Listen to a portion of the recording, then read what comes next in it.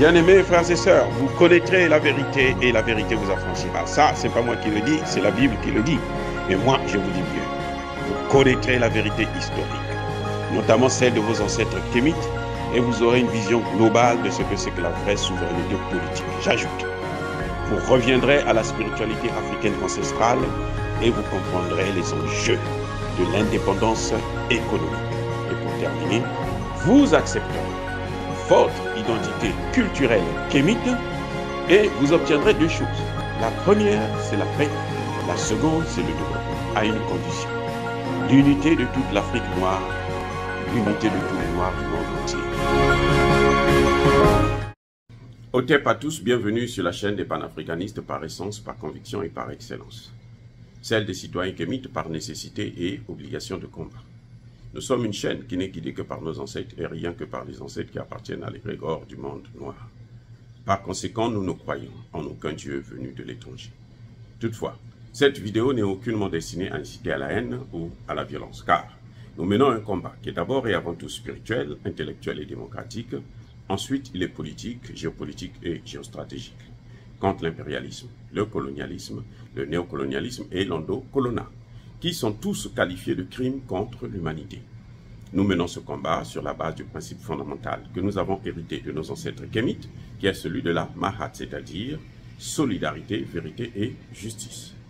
Vous êtes donc en droit de connaître la vérité et nous avons l'obligation de vous dire la vérité, rien que la vérité, afin que justice soit rendue au continent africain. Et ça, c'est notre modeste contribution dans cette noble lutte en faveur de la souveraineté, la dignité, la solidarité et l'unité africaine. C'est exactement ça que nous appelons le panafricanisme. Bien-aimés frères et sœurs, nous allons revenir sur le cas tunisien. La Tunisie fait encore parler d'elle. Je dis bien la Tunisie. Le gouvernement tunisien, la population tunisienne, les institutions tunisiennes. Ce qu'ils font, ils ont repris encore à massacrer, torturer nos frères et sœurs qui se sont aventurés pour chercher une meilleure vie ailleurs, en passant par la Tunisie. Je vous avais déjà dit depuis quelque temps que la Tunisie avait reçu de l'argent de l'Union européenne et de la France. Je vous disais que le président tunisien avait dit « je ne suis pas le gendarme de l'Europe ». Moi, je m'étais réjoui, d'ailleurs, dans la vidéo, si vous pouvez la regarder, vous allez voir que je m'étais réjoui. En quelque sorte, je dis « ah, il a pris une bonne décision ».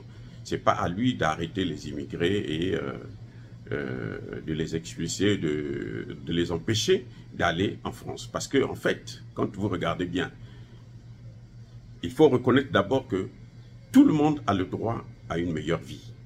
Même ici aux États-Unis, les gens déménagent.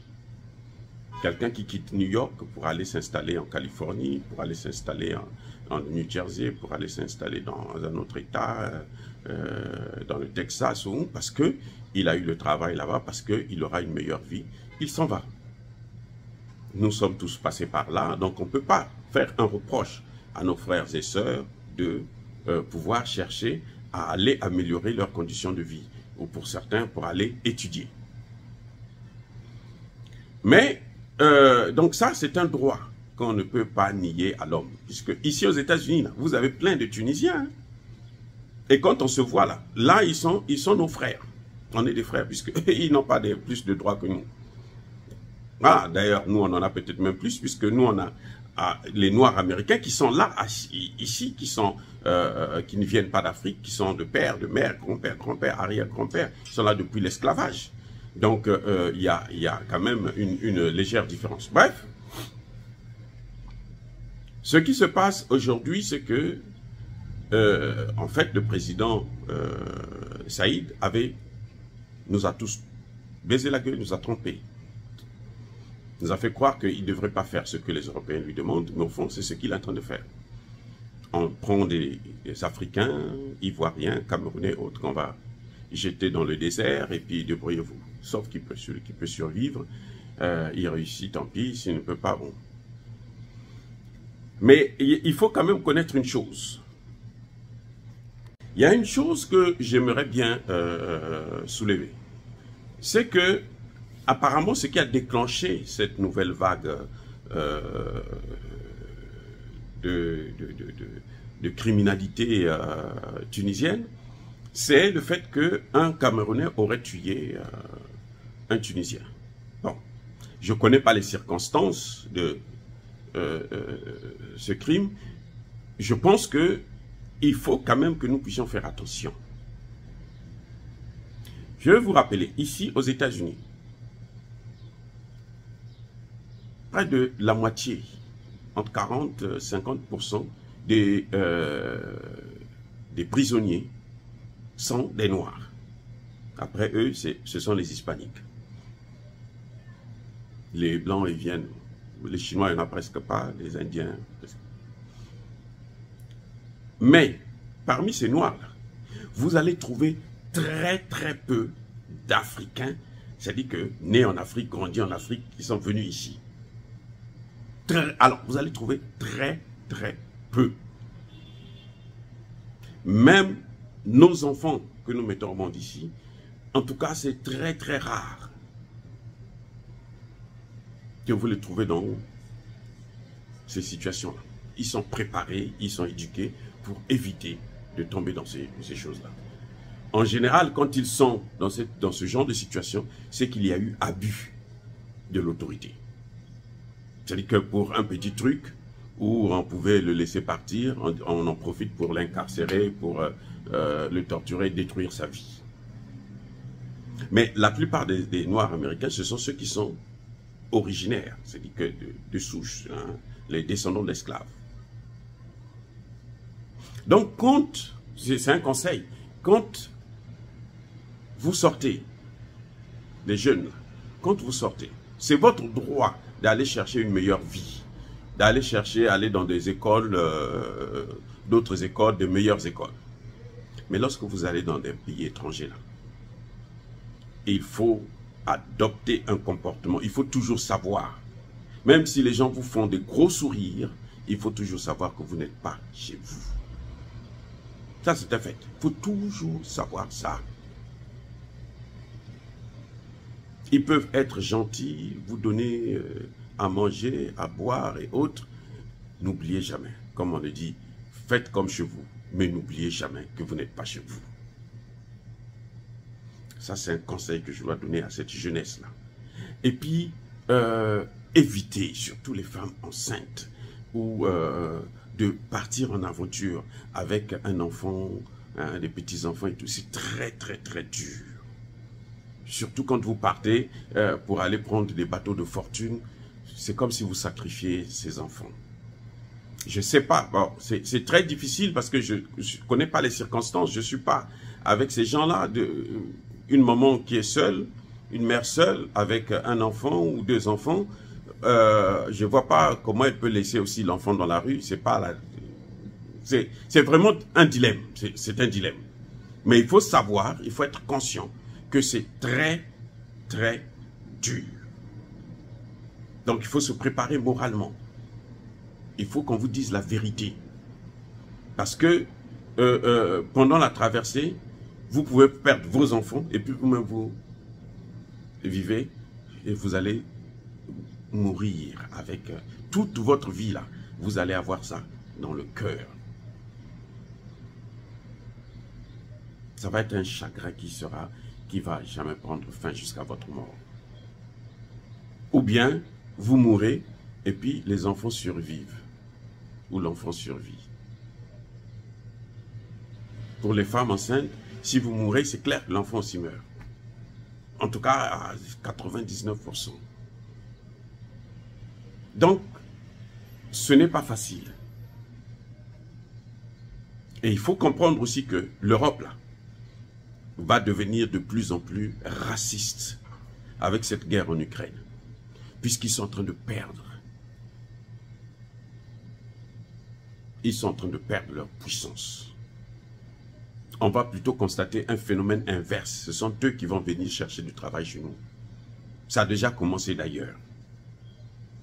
Des Portugais, Polonais et tout, qui viennent en Angola, là où, les pays là où ils avaient colonisé, qu'ils ont colonisé là, ils reviennent là pour venir chercher du travail, venir chercher des petits boulots pour survivre. Les pays francophones, eux, les Blancs, ils ont encore la chance, c'est que quand ils arrivent, on les accueille comme des rois, comme des princes, des princesses. Donc, la moindre des choses qu'ils veulent faire, ils réussissent et puis ils montent. Surtout que maintenant, il y a des Arabes qui occupent nos centres-villes, c'est pour eux. Voilà.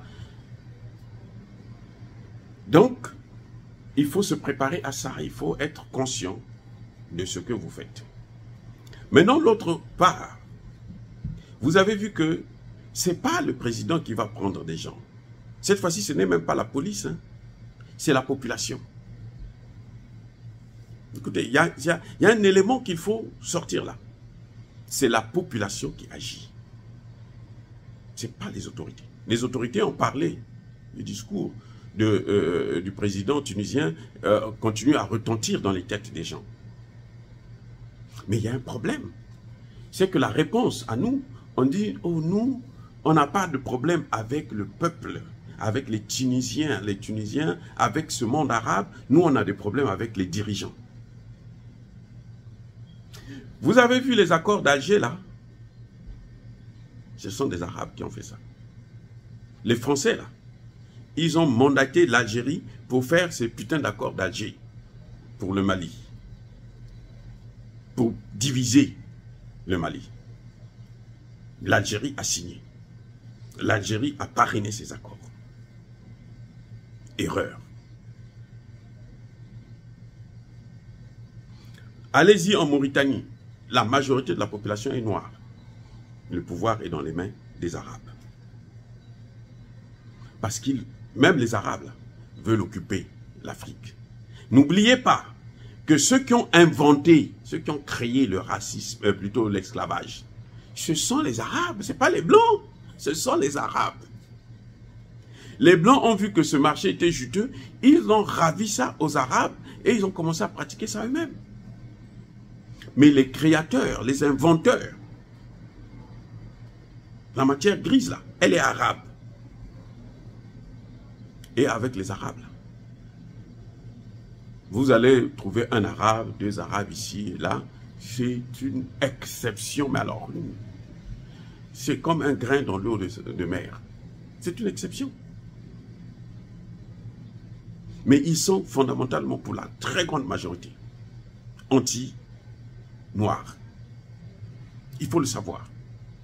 Ce n'est pas les dirigeants, ce sont les populations elles-mêmes. J'ai entendu quelqu'un dire, non, il faut que nos dirigeants puissent chasser les ambassadeurs, il faut ceci.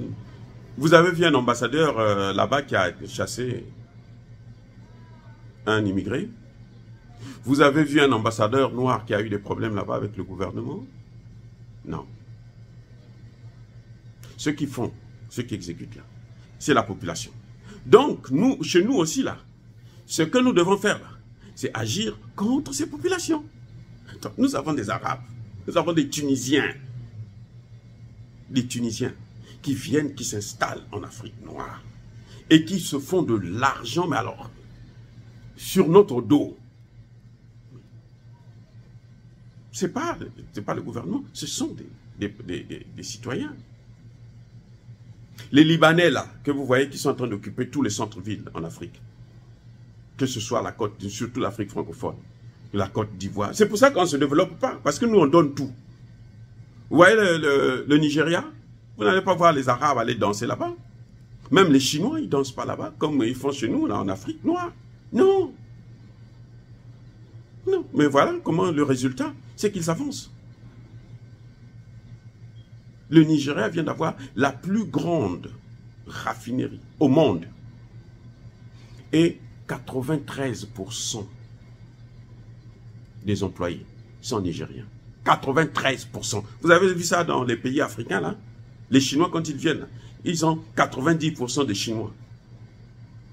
Et les postes que les nationaux prennent, là, en Afrique noire, là, ce sont bon, les ménages, tenir le parapluie ou parasoleil du Chinois et tout, machin, tout ça. C'est ça. Alors que quand vous allez au Nigeria, là, hein, Dangote, là, il a pris ces gens. Le gouvernement l'a soutenu. Il les a envoyés en Inde pour aller se former. Ils se sont formés là-bas, ils sont venus, des ingénieurs. Et eux aussi, maintenant, ils forment d'autres ingénieurs sur place. Il y a eu transfert de technologie. Voilà comment vous développez. Vous n'allez pas aller au Nigeria, vous allez voir Lagos, par exemple, la capitale Lagos, est tenue par des Libanais ou des Chinois. Non. Si on vous dit ça, on a menti, c'est faux. Mais regardez en Afrique francophone, Côte d'Ivoire, Congo, Sénégal et autres là. Ce sont tous les maîtres. Et pourquoi nous on tolère ça? Nous sommes responsables de nos actes. Vous savez pourquoi nos ancêtres ont été battus? C'est vrai qu'ils avaient eu une supériorité parce qu'ils étaient supérieurs en nombre et puis ils sont venus de façon collective, en groupe, pour attaquer un seul. C'est très difficile. Mais nos ancêtres étaient gentils. Quand il y a eu l'esclavage, c'est après plusieurs années qu'ils se sont réveillés pour dire que non, nous devrons arrêter ça. Et ils ont arrêté ça. Ce n'est pas les Blancs qui ont décidé qu'on va arrêter l'esclavage. Non, ce sont nos ancêtres qui se sont battus. Mais après, qu'est-ce qu'ils ont dit? On va se réconcilier avec eux. Oh, ce sont des Blancs, c'est pas grave. Oh, ce sont nos frères. Nous, on est... Comme on leur a amené encore Jésus, c'est même pas la peine. Cette sympathie-là, cette gentillesse-là, elle doit s'arrêter avec cette jeunesse-là. Vous devrez comprendre que les gens ne vous aiment pas, vous ne devez pas les aimer aussi. Ce n'est pas du racisme. Non. C'est la réciprocité. Quand nous voulons le gagnant-gagnant, que j'entends même des panafricanistes vous dire à longueur de journée se justifier. Nous, on n'a rien contre le peuple français. Nous, on n'a rien contre... Les plus grands racistes, là, ce sont le peuple français, là. Ce sont eux qui nomment leurs dirigeants. Et quand ils nomment les dirigeants, là, ils savent ce que leurs dirigeants font. S'ils ne savent pas, c'est qu'ils sont bêtes. C'est simple. Nous savons ce que nos dirigeants font. C'est pour ça que nous les critiquons. Quand ils font bien, on dit c'est bien. Mais on les critique là parce que nous savons ce qu'ils font. Nous les suivons. Si eux, ils ne suivent pas leurs dirigeants là, ça, ce n'est pas notre problème. Nous, ce qui compte, c'est le résultat, les conséquences que nous subissons. Et ces conséquences-là, il faut que ça s'arrête maintenant. Il y a des Tunisiens en Afrique noire, ces Tunisiens doivent aussi repartir chez eux. Aussi simple que ça, qu'ils soient hommes d'affaires, il faut qu'ils repartent. Le jour qu'ils vont chasser nos ambassadeurs, nous aussi on va virer leurs ambassadeurs. C'est ça ce qu'on appelle le principe de la réciprocité. Arrêtez de vous dire, de faire la différence entre les autorités et puis la population. Non. Les autorités là, ils ne s'attaquent pas à nos ambassadeurs. Parce qu'ils ont l'immunité, ils respectent l'immunité diplomatique. Ils s'attaquent à la population. La population doit faire pression à ses dirigeants pour s'attaquer à leur population aussi chez nous. Mais attendez, soyons sérieux. Entre la Tunisie et l'Afrique noire, là, qui est plus important? Qui a plus de matières premières? Qui a plus besoin de l'autre? Nous souffrons aujourd'hui. Il faudrait que la jeunesse africaine puisse comprendre. Nous souffrons parce que nous avons des mauvais dirigeants, parce que nous sommes colonisés encore. Et c'est pour ça que nous autres, là, nous nous battons pour la souveraineté. Je vous dis ça dans toutes mes vidéos. Notre combat, c'est d'abord la souveraineté. Parce que sans la souveraineté, on ne peut même pas avoir... Quand vous vous plaignez de démocratie, et ainsi de suite, là, il n'y a pas de démocratie dans une colonie. Ce n'est pas possible. Vous ne vous leurrez pas. Il n'y a pas de démocratie dans une colonie. Il n'y a que les intérêts des Occidentaux à préserver. Ce que vous voyez au Sénégal, ce n'est pas la démocratie. Que ce soit Macky Sall, que ce soit Ousmane Sonko, ce n'est pas la démocratie. Vous avez vu Ousmane Sonko, il saute l'Union africaine, il saute la CEDEAO pour appeler l'ONU, la communauté internationale. Ousmane Sonko, s'il ne sait pas que la communauté internationale, c'est les États-Unis, la France, et l'Angleterre et les autres, c'est qu'il est bête. C'est que c'est un idiot. La communauté internationale, ce n'est pas la Russie, ce n'est pas la Chine, ce n'est pas l'Iran, ce n'est pas la Corée du Nord. Ce n'est même pas le Japon. la communauté internationale, c'est d'abord les États-Unis. Ensuite, vous avez les pays européens. Et puis le Japon. Donc, quand vous quittez la CEDEAO, qui est la première instance, elle est ce qu'elle est. Oui, nous la critiquons tous les jours. Vous quittez, vous sautez l'Union africaine, vous venez vers la communauté internationale, vous allez dire que ça, c'est la démocratie. Parce que la communauté internationale va vous amener la démocratie. Vous ne voyez pas, Sonko ne voit pas le résultat qu'ils ont fait au Mali. Il ne voit pas le résultat en Libye. Il ne voit pas le résultat au Congo démocratique. Il y a un problème. Nous devons arrêter. Nous devons nous faire respecter. Ceux qui nous chassent chez eux, nous devons les chasser chez nous aussi. Aussi simple. Je suis sûr que vous partez au Liban, on vous tue.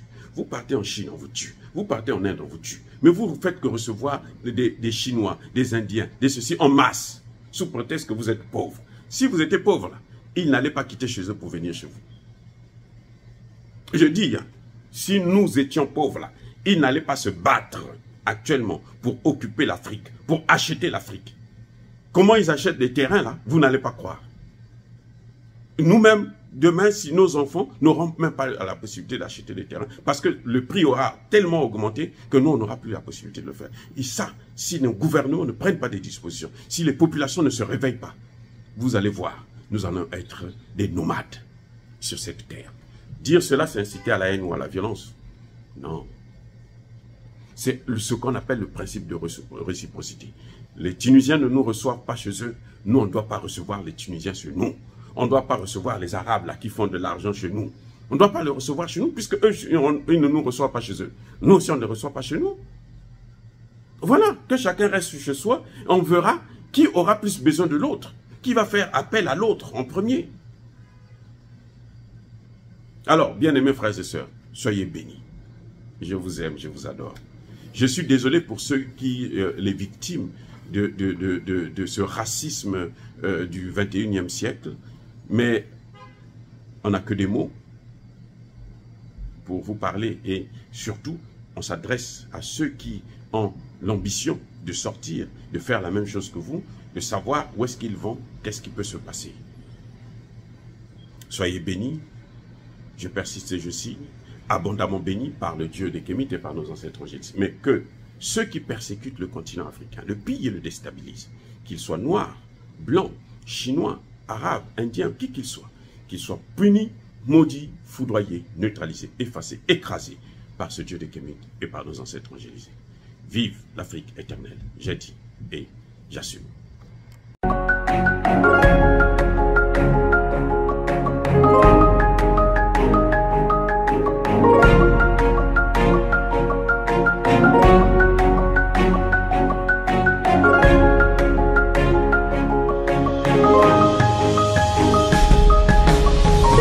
Eux, ils marchent par la foi et non par la vue. Mais moi, je vous conseille vivement de marcher par la connaissance scientifique et historique, notamment celle de nos ancêtres kémites, par les 5 sens et par l'intelligence. À vous, à Pierre.